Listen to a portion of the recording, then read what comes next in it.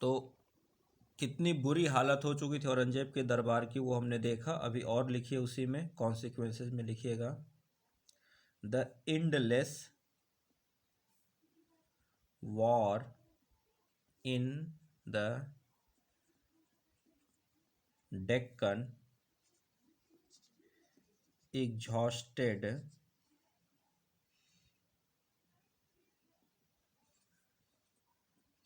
Aurangzeb treasury. कैसे? तो क्या हो चुके थे, पहले तो बैंकरप्ट हो चुके थे, और जो पुराने समय के जो भी मतलब अकबर के टाइम, शाहजहाँ के टाइम पर जो कुछ कहाँ पर, यहाँ आगरा के किले पे रखा था, फतेहपुर सीकरी किले पर जो कुछ भी ट्रेजरी थी उनको भी बेचना पड़ा, उन सबका यूज करना पड़ा। उसके बाद भी ये लोग युद्ध को नहीं संभाल पाए और उसके बाद भी इनके पास पैसे नहीं बचे। तो अपने पुरखों की बची कुची जो पैसे थे, धन थे, उसको भी औरंगजेब ने क्या किया, खत्म कर दिया। तो लिखिएगा औरंगजेब ट्रेजरी, लिखिए the government turned bank corrupt, यानी कि पैसा है ही नहीं। ठीक, देखिए the soldiers starving from arrears of पे, उनको सैलरी नहीं मिली 2-2 3-3 सालों से, and during the closing years of his reign, the revenue of Bengal regularly sent by the able दीवान मुर्शीद कुली खां, उस वक्त बंगाल का दीवान कौन था, मुर्शीद कुली खां। तो ये आपसे पूछा जा सकता है कि औरंगजेब के टाइम बंगाल का दीवान कौन था, तो आपको याद रखना होगा मुर्शीद कुली खां।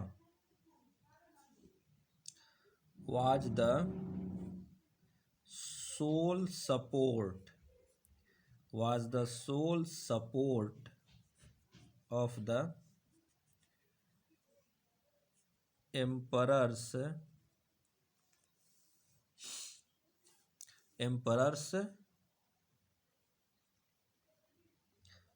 household and army, and its arrival was eagerly looked forward to। तो औरंगजेब का घर कैसे चल रहा था, सिर्फ और सिर्फ एक जगह से, वो था दीवान मुर्शीद कुली खां, जो बंगाल का दीवान था, वहाँ वो ईमानदारी से पैसे भेज रहा था। जो बंगाल में जो व्यापार हो रहा था, जो कुछ उपज हो रही थी, उस सब की रेवेन्यू को वो कहीं न कहीं बंगाल को वो शांत बनाए रखा था। मुर्शीद कुली खां बंगाल को बहुत अच्छे से क्या कर रहा था, मैनेज कर रहा था, और बंगाल को बहुत अच्छे से मैनेज करने की वजह से बंगाल से रेवेन्यू रेगुलरली ठीक ठाक आ रहा था। और मुर्शीद कुली खां इतना ईमानदार था कम से कम उस वक्त तक, क्योंकि मुर्शीद कुली खां को दीवान औरंगजेब ने ही बनाया था बंगाल का। तो उस वक्त तक तो औरंगजेब के प्रति उसकी वफादारी थी कि वो वहाँ से रेवेन्यू भेज देता था। उसी की बदौलत क्या हो रही थी, औरंगजेब का घर चल रहा था, साथ में आर्मी के खर्चे, सैलरी नहीं, कम से कम गोला बारूद और ये सब के खर्चे, सामान वामान जो लगता है युद्ध में, वो सब के खर्चे निकल रहे थे, सैलरी नहीं निकल रही थी। और इतनी कंगाली छा चुकी थी कि वहां से आने वाले रेवेन्यू का बेसब्री से इंतजार होता था। इतनी बुरी हालत ट्रेजरी की हो रखी थी, बताया ना कि इतनी बुरी हालत हो रखी थी कि आगरा, फतेहपुर सीकरी और क्या कहते हैं ये लाल किला वगैरह में रखी हुई जो पुराने इसके पूर्वजों के जो सिक्के थे, जो मोहरें थी, और भी न जाने कितने रत्न वगैरह थे, उन सब को इसने क्या किया, बेच दिया, यूं कह कि युद्ध में लगा दिया। और ये तो एम्परर था, तो एम्परर तो लोन नहीं ले सकता ना किसी से, जैसे आजकल क्या होता है, भले बेच दो लेकिन लोन लेके काम चला लो, उस वक्त तो ये चीज़ नहीं हो सकता था। तो इसने पूरी तरह से क्या किया, मुगल सल्तनत को की नींव खत्म कर दी, यानी कि उनकी नींव तक इसने खोद डाली। जो भी एक एक पैसा, जो कहते हैं ना पूर्वज पैसा गाड़ कर गए थे कि कभी दिक्कत में काम आएगा, इसने वो पैसा ढूंढ ढूंढ कर निकाल निकाल कर खर्च कर दिया युद्ध में। अब ठीक है, अपने ऊपर नहीं, केवल अपनी गलत पॉलिसी को इम्प्लीमेंट करने के लिए पूरे साम्राज्य का इसने क्या किया, तहस नहस कर दिया।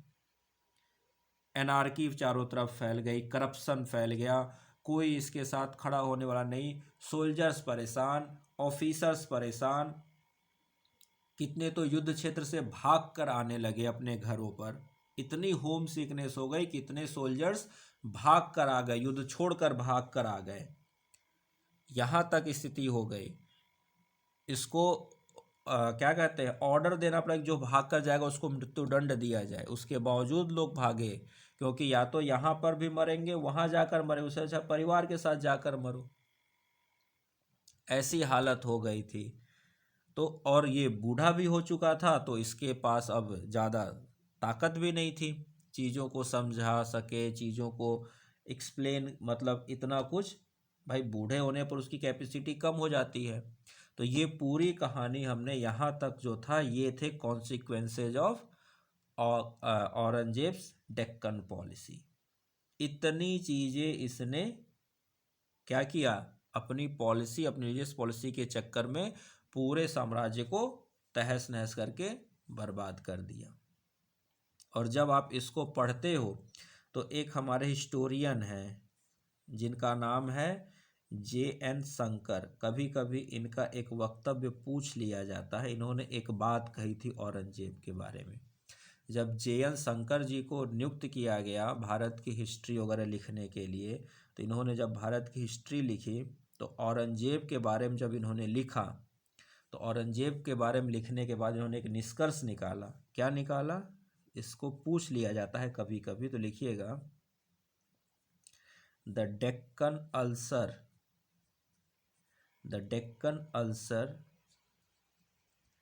रूइंड औरंगजेब कंप्लीटली, यानी जो डेक्कन का घाव था उसने औरंगजेब को पूरी तरह से समाप्त कर दिया।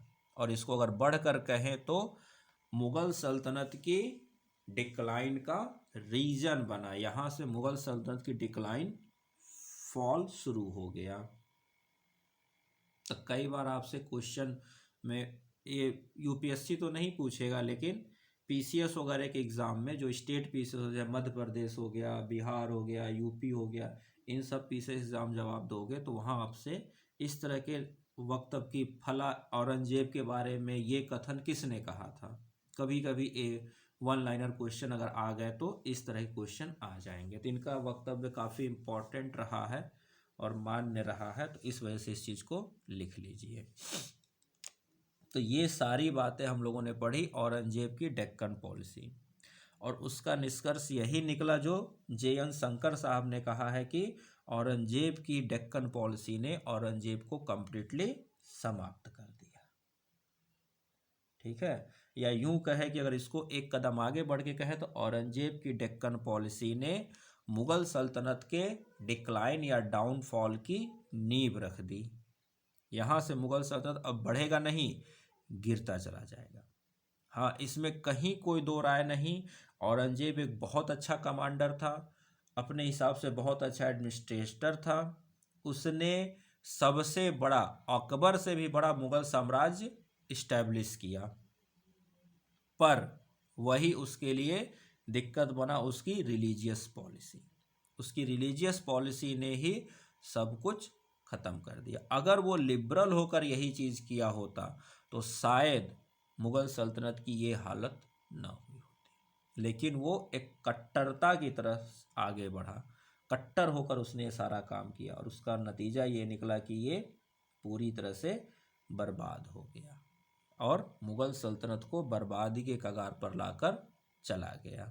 1707 में इसकी डेथ हो गई और उसके बाद जो मुग़ल साम्राज्य के शासक बने वो इतने अच्छे या काबिल नहीं थे और ना ही उनके पास अब ऐसी अपॉर्चुनिटी थी कि वो इतना बड़ा साम्राज्य डेवलप कर सके। ना ही उनके पास पैसा था, ना इंफ्रास्ट्रक्चर था, कुछ भी नहीं था। तो अंत में मुग़ल साम्राज्य क्या रहता है, केवल चांदनी चौक तक सिमट कर रह जाता है। तो खैर वो हम लोग लेटर मुगल्स में पढ़ेंगे। यहाँ तक हमने देखा औरंगजेब की डेक्कन पॉलिसी के कॉन्सिक्वेंसेज, और अगर उससे भी बढ़ के कहे तो औरंगजेब की रिलीजियस पॉलिसी, उसकी वजह से बनी औरंगजेब की डेक्कन पॉलिसी। और जब रिलीजियस पॉलिसी की वजह से डेक्कन पॉलिसी बनी तो उस डेक्कन पॉलिसी के कॉन्सिक्वेंसेज निकल कर आए कि डेक्कन अल्सर ने औरंगजेब को कंप्लीटली ख़त्म कर दिया, रूइन कर दिया। यहाँ तक चीज़ें नोट डाउन कर लिया, कोई डाउट तो नहीं होना चाहिए। अब कुछ एक्स्ट्रा एक दो लाइनर बातें हैं जो औरंगजेब के बारे में लिख ली जाए। ठीक है, इसको रब करता हूँ, कुछ एक्स्ट्रा पॉइंट्स हैं जो उनको लिख लिया जाए। ठीक है, ठीक। तो अभी जो हमने लिखा, पहले तो कॉन्सिक्वेंस देख लिया, कुछ इसने कंस्ट्रक्शन के काम करवाए थे वो भी देख लेते, और कुछ इसके दरबार की बातें वो तो लिखिएगा। The number of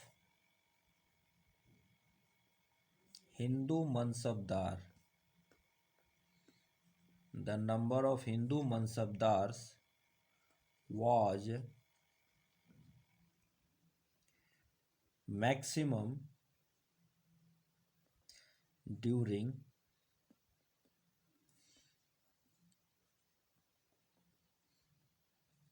Aurangzeb reign. Aurangzeb जब एम्परर था मुगल साम्राज्य का, तो उस वक्त जो मुस्लिम हिंदू मनसबदार थे वो मैक्सिमम थे औरंगजेब की दरबार में। यहाँ तक कहा जाता है ऑलमोस्ट कि अकबर के टाइम पर कितने परसेंट थे, 27% थे, और वही औरंगजेब के टाइम पर लगभग 33% मनसबदार जो थे वो हिंदू थे, ऐसा कहा जाता है। पर आपको ये फिगर लिखने की ज़रूरत नहीं है, आपको इस फिगर को लिखने की ज़रूरत नहीं है, ऐसा कोई पुख्ता सबूत नहीं मिला है, बस एक अनुमान लगाया जाता है। आपको क्या लिखना है कि हिंदू मनसबदार औरंगजेब की कोर्ट में मैक्सिमम थे, अकबर से भी ज़्यादा थे। आप इस पॉइंट को स्किप कर सकते हो, आपसे कोई नहीं ये परसेंटेज पूछने जा रहा है, क्योंकि एग्जैक्ट नंबर किसी को नहीं पता थे, क्योंकि मनसबदार तो हर कोई हो जा रहा था ना। कितने ऑफिसर थे, 10 नंबर से 10 मनसबदार से लेकर 10,000 तक, तो संख्या तो कोई काउंट ही नहीं कर सकता था। ठीक है, तो एक अनुमान कहा जाता है। नेक्स्ट पॉइंट लिखिए, Aurangzeb built Moti Masjid, Aurangzeb built Moti Masjid with in the red fort of India.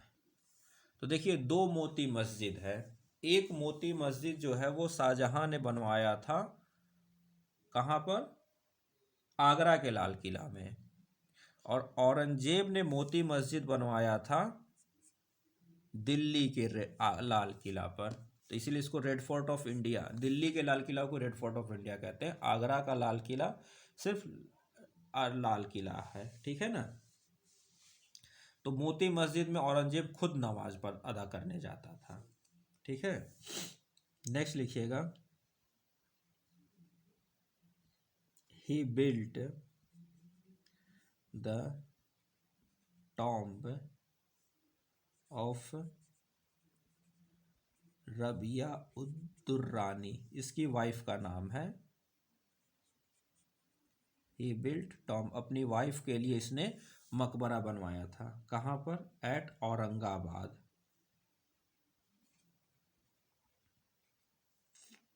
कहाँ पर है ये? महाराष्ट्र। सोचिए यहाँ पर ही उसकी डेथ हो गई,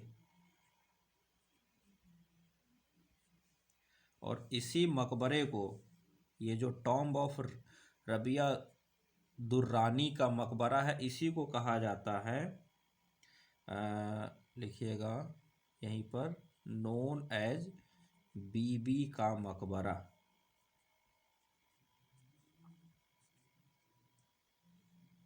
भाई औरंगजेब की बीबी थी, तो उसने अपनी बीबी के लिए बनवाया, तो उसको क्या नाम दिया उसने? बीबी का मकबरा। तो अगर आपसे कभी पूछा जाए कि बीबी का मकबरा कहाँ है, तो आप क्या बोलोगे? औरंगाबाद, महाराष्ट्र। किसका बनवाया हुआ है? औरंगजेब का बनवाया हुआ है। किसके लिए बनवाया हुआ है? तो अपनी वाइफ रबिया उद दुर्रानी के लिए उसने बनवाया था, ठीक है। बीबी का मकबरा। नेक्स्ट लिखिएगा, he built Badshahi Masjid under the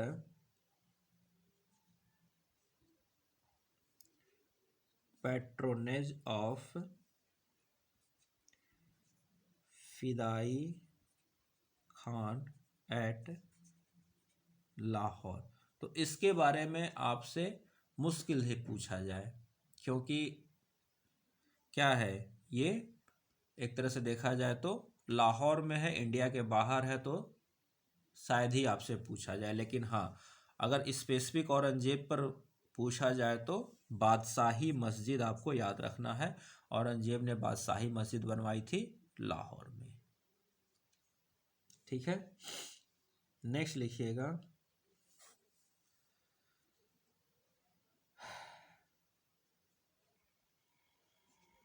फकीरुल्लाह, फकीरुल्लाह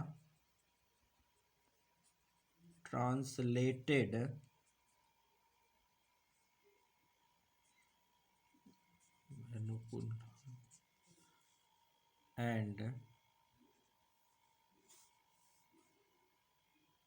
and named it राग दर्पण and presented it to Aurangzeb during the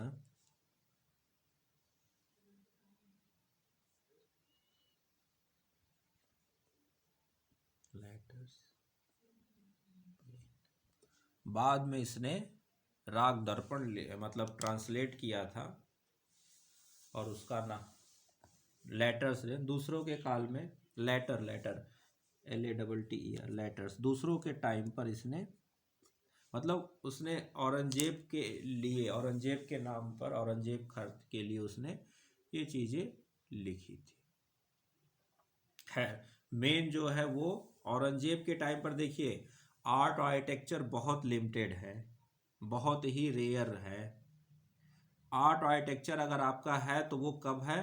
Jahangir के टाइम पर और शाहजहां के टाइम पर है। अकबर के टाइम पर भी आपको केवल एक हुमायूं टॉम्ब दिखेगा, उसके ज़्यादा, और आगरा का रेड फोर्ट और फतेहपुर सीकरी, बुलंद दरवाज़ा, इतना ही चीज़ आपको अकबर के टाइम पर दिखेगा।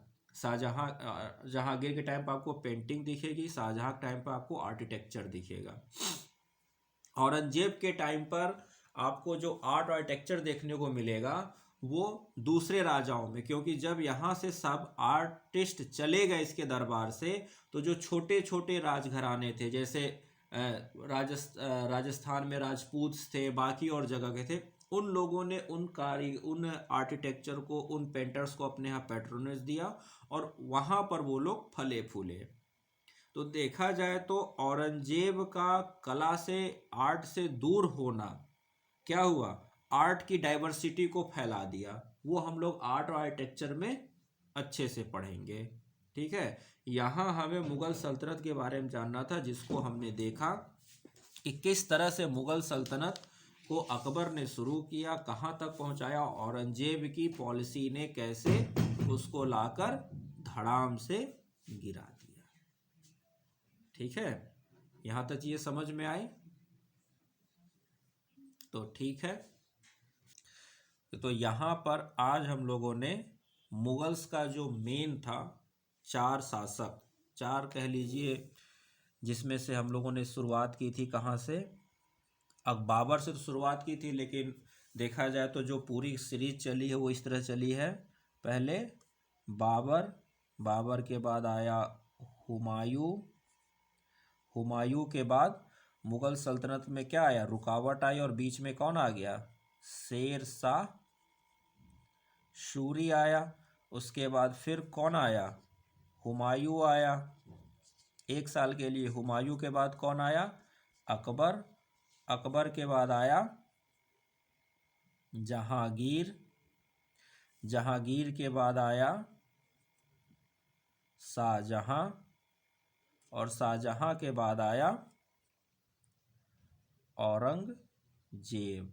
तो बाबर से कहानी शुरू हुई थी और औरंगजेब तक आकर हम लोगों ने देखा कि यहाँ पर अब मुगल सल्तनत का डिक्लाइन का काल शुरू हो गया। तो जो 1526 फर्स्ट बैटल ऑफ पानीपत से जिस मुगल सल्तनत की शुरुआत भारत में हुई, वो औरंगजेब या के डेथ यानी कि 1707 तक आकर इतना वीक हो गया कि वो बंगाल से आने वाली रेवेन्यू को के ऊपर डिपेंड हो गया। ठीक है, जिस अकबर ने इतना बड़ा मुगल साम्राज्य बनाया, जहांगीर, शाहजहां ने इतना ढेर सारा आर्किटेक्चर दिया, सब कुछ दिया, वो मुगल साम्राज्य औरंगजेब की रिलीजियस पॉलिसी की वजह से इस कगार पर खड़ा हो गया कि उसको अपने ऑफिसर सोल्जर्स को सैलरी देने तक के पैसे नहीं थे।